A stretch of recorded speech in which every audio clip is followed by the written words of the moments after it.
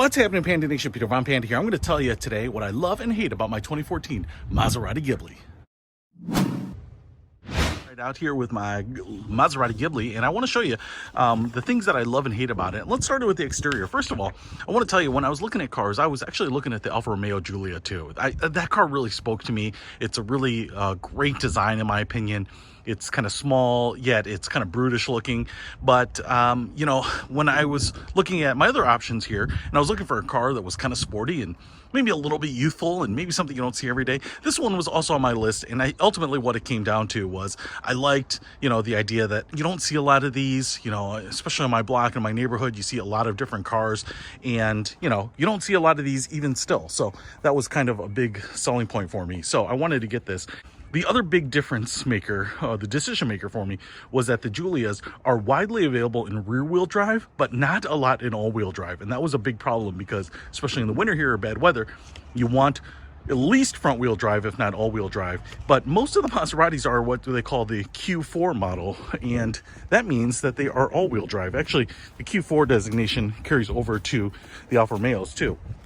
So the nice thing about this is it's all-wheel drive. It's not all-wheel drive all the time. It buys itself to the rear-wheel drive, but that was a big decider for me too. Now, one of the things that I really liked about this, even though this is a pretty big car, I think it classifies itself as a mid-size sedan, was this rakish front end. So the front end dips down quite a bit here, and it's actually very similar in some ways to my Grand Sport, and so it gives it kind of that aggressive look. And I really liked that this front lower lip here on the fascia actually extends out pretty far, and there's a couple pros and cons to that.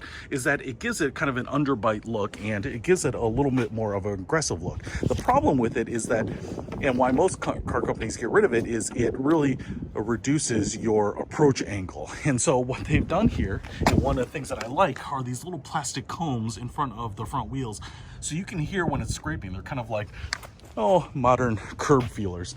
But, you know, I like the fact that they didn't sacrifice style for practicality. So I actually really like that. Now, I also love the paint on this car. It's actually really nice. It is just, it's not flat, but it's a non-metallic black, and it's very reflective. Now, I've had black cars in the past because I like them, because they're badass, and most of them come with some sort of metallic flake in them. For instance, a lot of them will come color code like anthracite or something like that, but this black is just a universal gloss black, and I think it looks great. In fact, it really doesn't have a lot of orange peel in it either, like a lot of cars will. So I don't know the history of this that much, so I don't know if it was ever wet sanded and buffed. I don't think so, but I think what they've done here is just done a nice job at executing the paint. One of the things that I hate here is these 18-inch wheels. These suck. I did go to the tire shop, to NTB, and looked at replacing the tires on these, and the funny thing is he said that these tires are typically reserved for crossovers or utilities because they have a huge sidewall. 18 inches here are usually pretty big for cars, but on this car they look pretty small. They don't look horrible, but the 19s or 20 inches I think look so much better. And so instead of replacing these wheels, and I'll talk a little bit about when we go on the drive, with new tires just on the existing wheels, I think I will just upgrade to 20-inch rims at some point, and then just get to the, you know, the lower profile tires at that point, because these summer tires actually aren't particularly good. Now, one of the things that I want to talk about here too is the back end of this Ghibli, which I actually think is the weakest part of the car. So the problem to me is it pinches. You've got kind of this little step down here, which, you know, you've got these lines that give it like a strong haunch, but then they don't go all the way up to the top of the tailgate there, and so it kind of pinches and kind of rounds out, feathers back here in a way that isn't nice, big, flat back end, kind of like the Quattroporte. So even though the styling elements are all the same, because the Quattroporte has a nice, big, flat back end to it, kind of almost like a Daytona or something like that, a Shelby Daytona, it gives it a kind of a more muscular back end. One of the things that I think they needed to do here was raise up the deck here a little bit with a factory spoiler, or a lip spoiler at least, and that's I think one of the things that I will do there. They make a bunch of them in carbon fiber. The smaller one I think is just fine. I've seen some that go all the way to the edge here. Most of them just sit on this top lip there, but I think it's almost necessary to help fill out the back end just a little bit. So I will also show you, if we pop the trunk here, trunk goes all the way up, which is really nice. And a couple things that I like is that this is a really huge trunk. You can actually fit a ton of stuff in here. So this is a great weekender car. It's a great travel car. You can put golf bags in here. One of the things that I hate is underneath this is an aftermarket trunk mat here. But one of the things that I hate is this battery placement. So it's a big battery, it's relatively expensive, and when I got this car I wanted to replace a battery because I didn't want to have to worry about it. I wanted to put the pigtail on for charging, but this battery is an absolute pain in the ass to get out. You would think, hey, it's right here in the trunk, it's actually going to be a lot easier to get out, but the bracket there, right there in the center, in that little ridge, you can see kind of there's a lengthwise bracket that holds it in. There's also a nylon strap, you can see it there, that silver strap that goes all the way around. The bracketry on top of the post is just a pain in the ass to get off. Getting this in and out was a major pain, so I will fully admit to that. So if you're going to do it, set aside a few hours to do it, because it might take you that long, and it's really heavy. The other thing I don't like here is these inflatable spares. So one of the things that I thought is, oh man, this car's been sitting a while, the spare tire has deflated. But that's actually the way it comes, and so you're supposed to actually use that inflator right there to inflate this tire if you have a flat tire. Now, one of the things that worries me is I actually tried to inflate it because I thought it was supposed to be inflated, and the inflator that I was using didn't work because the way it sits there, it's not really beaded in. Like, that bead isn't really rolled against the lip. And so one of the things that I worry about is, like, you get stuck somewhere, you're inflating this tire and it never inflates because of the way it's deflated and just kind of rolls in, kind of dries up and rolls in against the rim. So that's one thing I worry about and that I really don't like. I guess the idea that you actually have a spare is better than not, because so many don't even come with a spare anymore, but I just don't really like the spare at all. Now, the other thing I will say here is that this car doesn't have parking sensors, front or rear. Now, I actually wish they were on the rear, but I actually purposely did not want them on the front, because so many people have complained that you are in a drive-through, you're parking the car, and the sensors are going off, and especially if you're in a drive-through behind another car, they're so loud that the people on the other end of the radio or the speaker can't actually hear you. So I wish they were on the rear here, but they don't come with it on this trim level. Now, the other thing I want to show you here is, if I get it out of my pocket, is the key. And my key here is covered with a leather cover. I actually reviewed this, but you might be able to see here that it's big, and in the bottom there you can see that there are two clamshell aluminum pieces that clamp onto a standard plastic key fob. That gives this key fob a really big and weighty feel, and in some ways it's pretty nice, but you put this cover on it and it's almost too big to do anything else with it.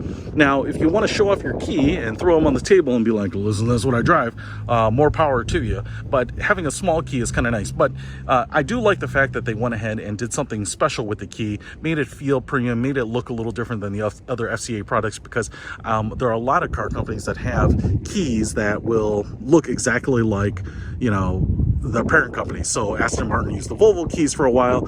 You get any of the premium Fords or Lincolns, a lot of those use the exact same remote. So it's at least nice that they did something different, despite the fact that it's probably too big to really carry around comfortably. The other thing that I hate here is this B-pillar right here. So what you can see is that because of their frameless windows, so there's no frame around the glass, what you have is this B-pillar, and then you have kind of it's almost a finger wide piece of opening that goes to the door seal right there. And so it just kind of creates a pretty big break. It's not the worst thing in the world, but I don't like it. And especially if you're washing or waxing your car, you kind of have to open up the door and clean off these seals a little bit with whatever your residual is. The other thing that I don't like as we go around here to the front of the engine, well, I do like the engine, 404 horsepower, that's pretty nice, but the rarity of the spark plugs is kind of a pain. So I actually had to special order them. They were $200. I had to get a special socket, this thin-walled, small socket to get the spark plugs out. So I don't like that. I'm not sure. I guess it's a Ferrari thing, but you would think like, hey, why not get, an engine that has the same spark plugs everyone else does. So anyway, it took them forever to get, and like I said, $200 for spark plugs. Not to mention the ignition coils. If you want to order those, are like $200 a piece, and you'll need them in this turbo 6-cylinder. So at some point, this is definitely an engine that you're not going to preemptively replace those types of things.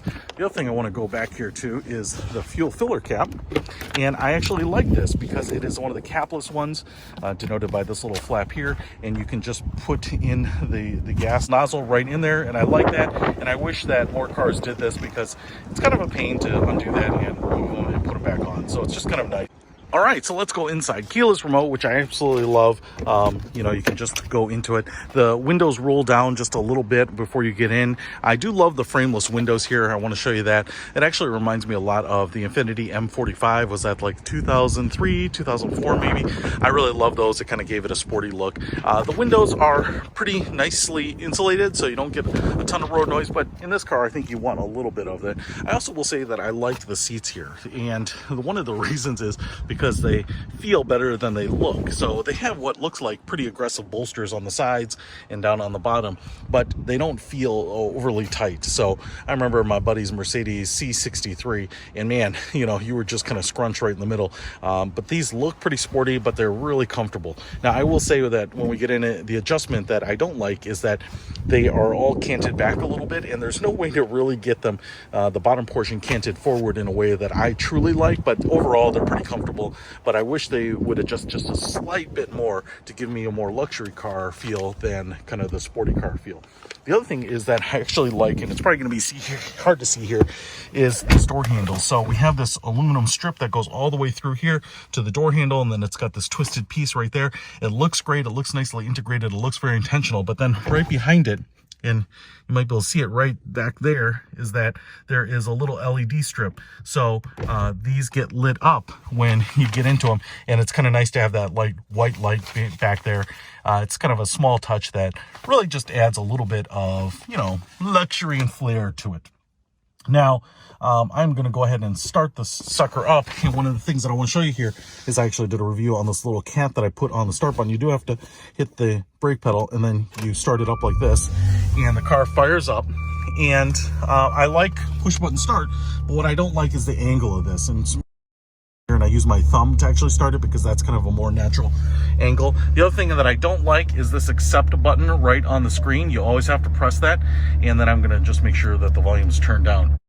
There's a software update that will just go beyond that accept button after like 60 seconds if you don't press it, and mine doesn't do that, so I might check and see if that's available, but if it's not, that's kind of annoying. Now, I will say that this is the Uconnect screen. A lot of people have talked about it, so it's the same thing in most of the FCA products. It'll look very similar to everything from the Dodge Dart to the Jeeps, but I actually like it. Obviously, it's branded here in the blue color scheme like Maserati is known for, and so it's all the same except for the color scheme, and I actually like that. I think it's great because it's very familiar. It's super easy to use.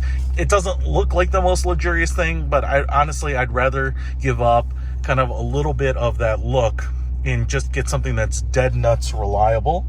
The one thing I do hate about this is that this plastic screen in later years, I think maybe the 2017 or 2018 model, became a little bit more smaller, but also like a piano finish or something. This matte plastic here doesn't look great.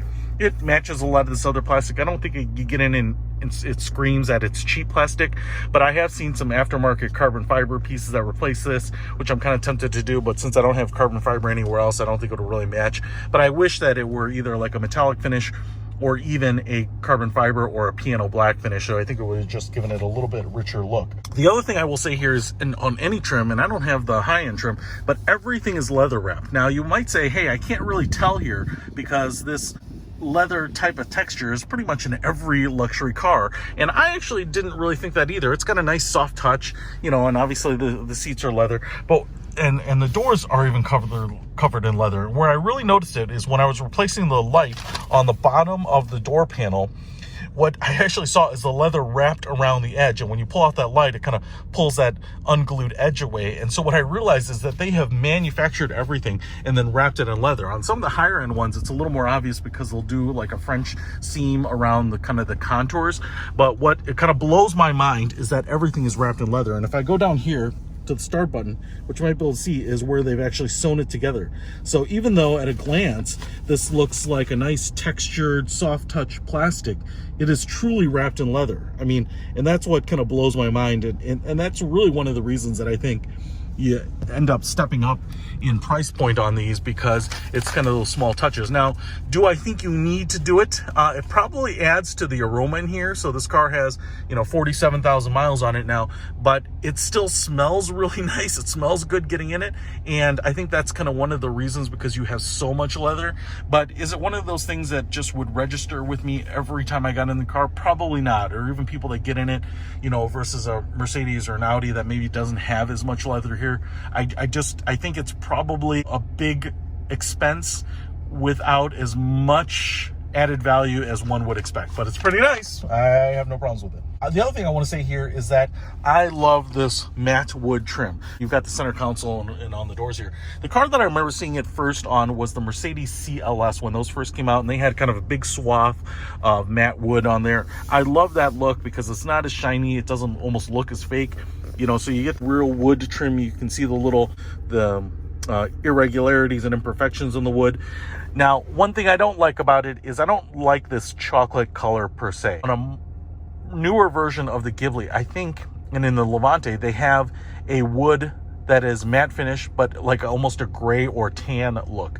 It's kind of very Scandinavian to me, and I love that. That looks great. If this were a little bit of lighter tone, I think I would like it a little bit more, but I do like it as it is. It's just not the brown that I would really like. It's got a very kind of oak look to it, a little more traditional, but I do like it. Now, if I had my choice to go away from the wood, you know, to another wood, like I think it's a Zambrano wood and it's a glossy finish, I probably wouldn't have done that. But the one that I probably would have liked is the carbon fiber one. That looks pretty good, and you can replace all these. Now, there are really 5 pieces to the interior trim here. This whole piece you can get together, and then 4 of these door inserts.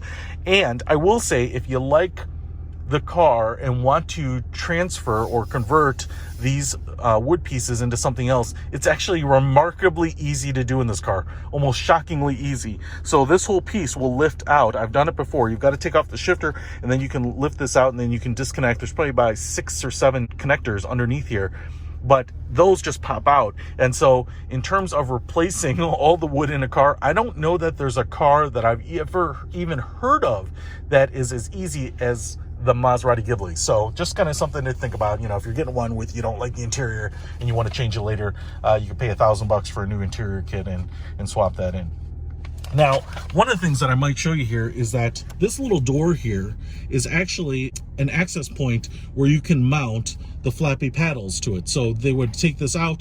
There's a flappy paddle kit, a bracket that goes on there. I think if you take it to the dealership, it's about $1,200 to retrofit. This car did not have it when I got it, and I loved that. I don't want the flappy paddles on this car because one of the problems that people have mentioned is that you can't reach the turn signal stalks and whatnot.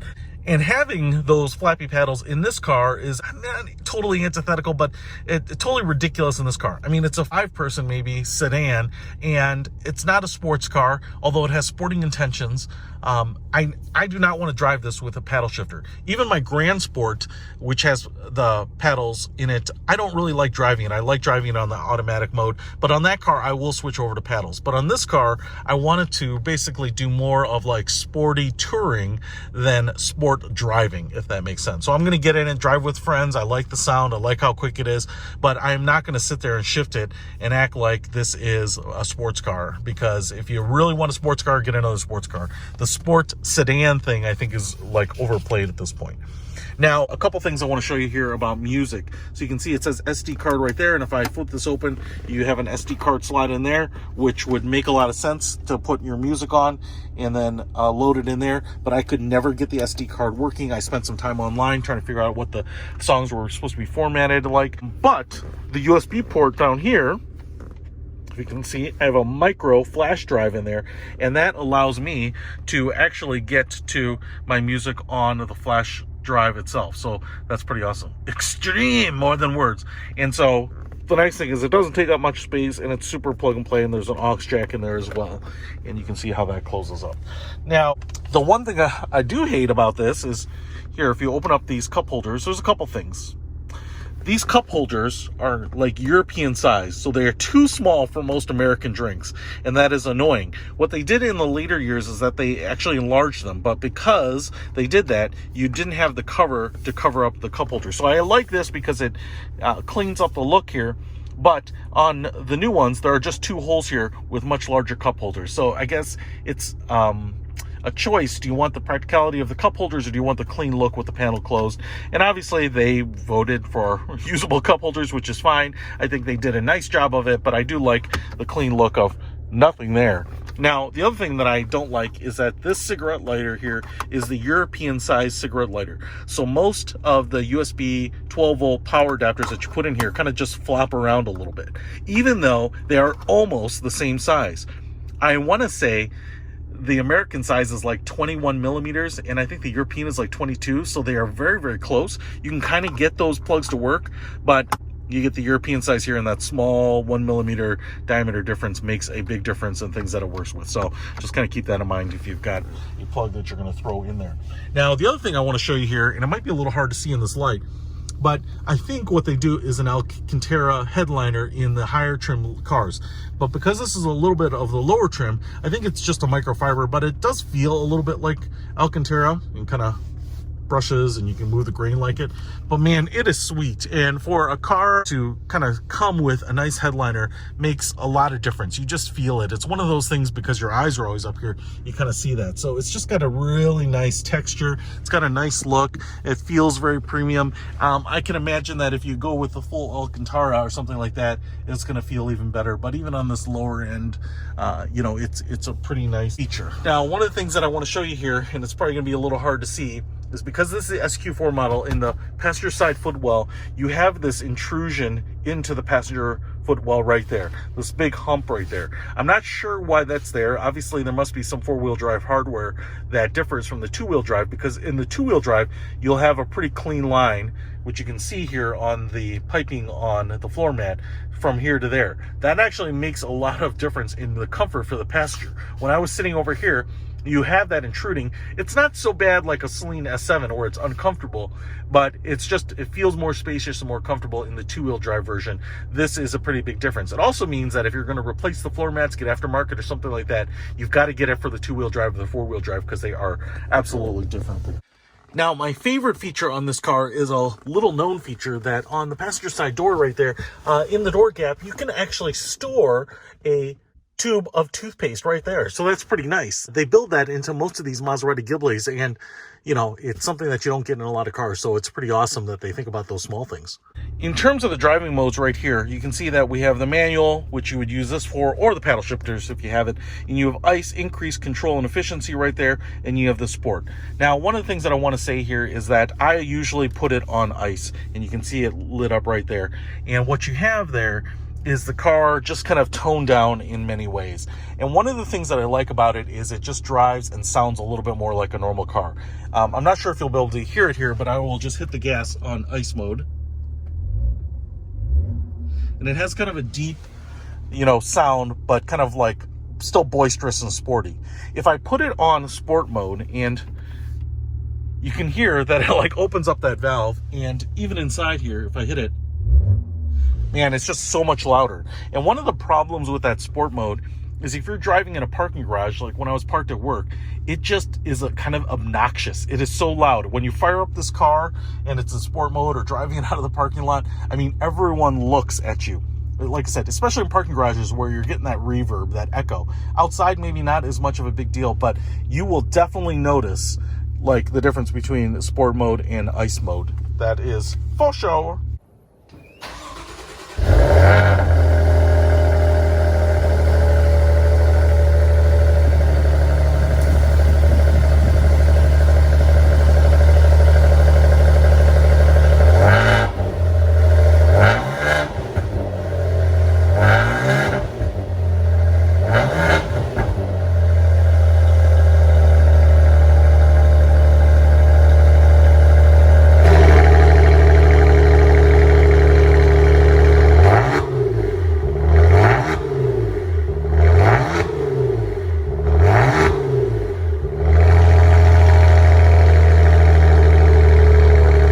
Mention about the interior here, and this is a typical center console that they use in all of the Maseratis. This push button and then these butterfly doors. What I don't like about them is that it opens up, and then you have like 3 or 4 inches of extra height to get over into it a little bit. So I get the fact that It looks cool. It's nice and symmetrical. But to be honest, I'd rather it flip up to the back or even to the side, because that way I can get into it a little easier. This way you have, both people kind of slightly impeded getting into it. Small thing, but, I'm bringing it up. The other thing is, and I want to scoot out of here a little bit, is I want to show you how far down this seatbelt buckle is down here. And you've got this tall, flat center console, even more so if I flip up the center console doors there. But when you're sitting here, getting the seatbelt in and then getting it out, because there is a little ridge here as well. This is kind of hollowed in, negative space, and then kind of flares out. Getting it in or out of the seatbelt buckle is a little bit of a pain. And I'll just kind of show you. When you're sitting here like this, you have, you think that you'll follow the side down right to that buckle. But what you have to do is you have to kick in a little bit. And especially when you're getting out, you kind of have to contort your fingers, kind of bend them back to unbuckle it. Again, not the biggest deal in the world, but it's one of those things that you will definitely notice. Everyone will notice it when they're getting into it, because it's not as easy as every other seatbelt buckle. They could probably solve this by putting it up a little higher, but then you probably have the buckle kind of pressing in the side of your body, which is probably not cool either. The other thing I want to show you here is that this rearview mirror is a little weird. So I have a parking tag, when I had a job, that I would hang from my rearview mirror to show that you're allowed to park where you are, but there is no kind of standard stock there, so you can't actually hang anything from your rearview mirror. So if you're used to having fuzzy dice or a parking pass or something like that, you're gonna have to mount it in your window or something, because there's really no place to mount anything on this mirror itself, not in any way that you can actually see it. So something to keep in mind. The other thing that I love about this, and it's a little weird to love it, but you can see I have a door handle right here so I can pull the door closed, but you have no vertical handle right here. And part of the reason I think is the practicality of them using FCA parts bin controls here, and the controls go so far forward, if I put a handle here, I might not be able to see or get to them. But what it does is when you're driving, you're putting your hand here. So many times my hand is canted up like this because of a vertical handle, or you have to kind of pistol grip it or something like that. So it's really nice, especially on long drives, when you can just put your hand here and you've got a nice big open swath here, so I can put it anywhere depending on how long your arm is, and it's not impeded by that vertical handle. Now on the other side, you do have those handles.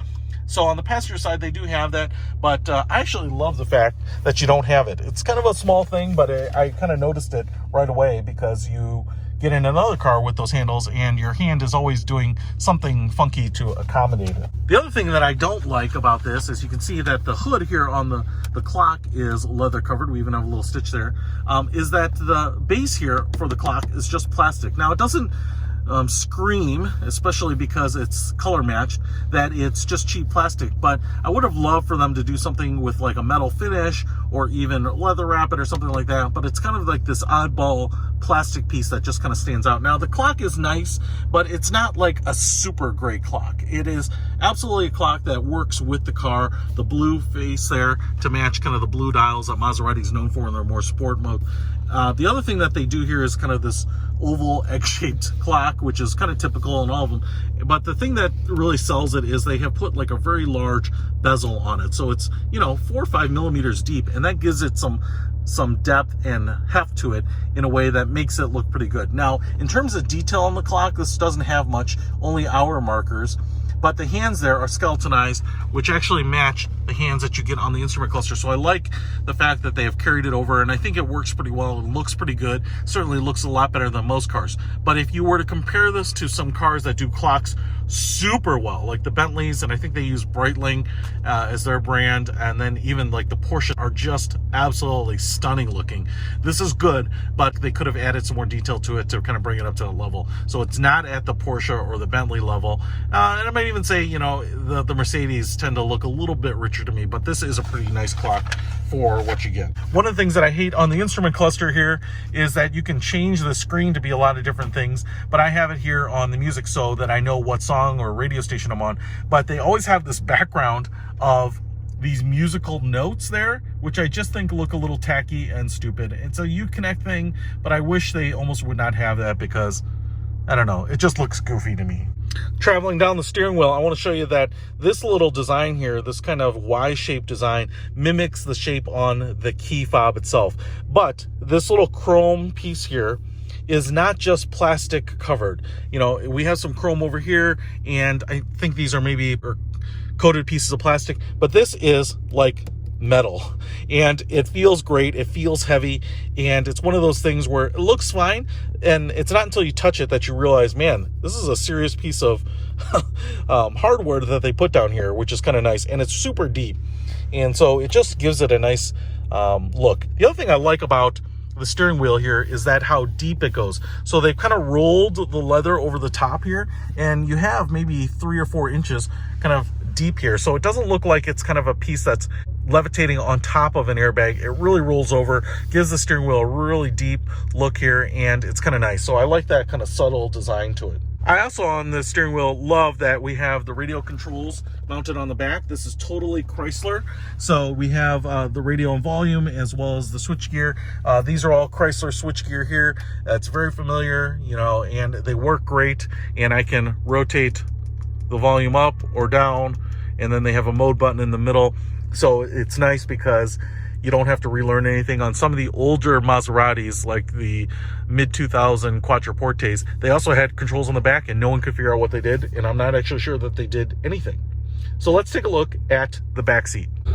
All right, getting in the back seat. Oh, I got my jacket in here. There are a few things that I love and hate about it. And first thing is, I've got my seat where I would drive it as a 5'8" person, and the back legroom is fine, but it's not great.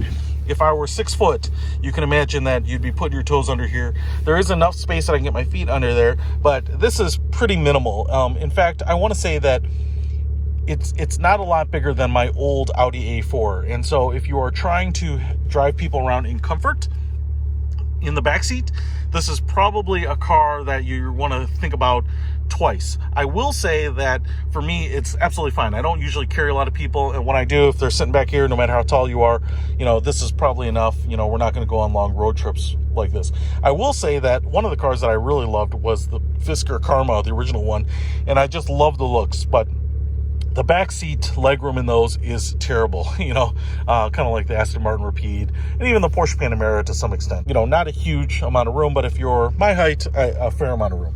The other thing that I actually like is that the cup holders are covered up by these 2 panels. One of the things is they still look a little cheap and flimsy, like plastic, but I like the fact that they're kind of gone and out of sight, out of mind when you're sitting in the back here. So many of them have the cup holders. They get filled with stuff. They get scratched up. They're cheap plastic, and they really take away from the look. Now, in later model Ghiblis, they have just done away with these flip-up things, which are probably prone to breaking. But I like the fact that they're there.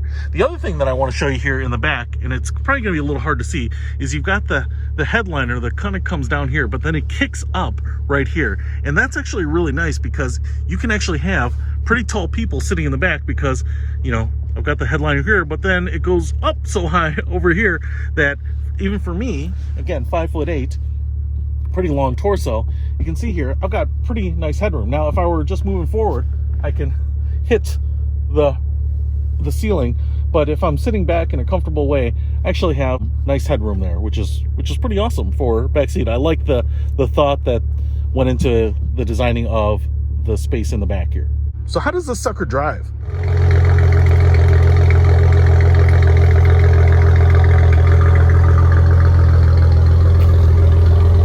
how does the car drive? First of all, backing out, I will tell you that I miss having the moving trajectory lines on rear view cameras. Having distance lines are great, but the trajectory lines are really nice to have too. Now, one of the things that you might notice is that when you're driving this car and you're taking a turn at a very slow speed, one of the things that I felt is like the tires breaking free. And I actually thought there was something wrong with the rear suspension. And then I went online to the forums, and this is where I found out that a lot of people complain about that, kind of the tire slipping with summer tires. And I'm not sure if it's because of the setup or whatnot, but a lot of guys say that if you go to all weather, then you don't have that problem anymore. So like I said, I'm gonna wait until I go to a larger wheel size before I switch out my tires, because these tires are still in really good shape. So you kind of have to get used to that. You know, some people call it hopping or slipping. You know, people refer to it as different things, but it does happen in this car. I've never noticed it in other cars, even with summer tires.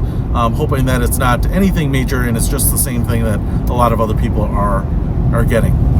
Now, I am driving the car in sport mode here. We'll try to get out to some open roads, because even in sport mode, you know, the suspension, I don't think really changes that much because I don't have the adaptive skyhook suspension in here, but it's really that exhaust note as well as the shifts and the shifting points that change the most.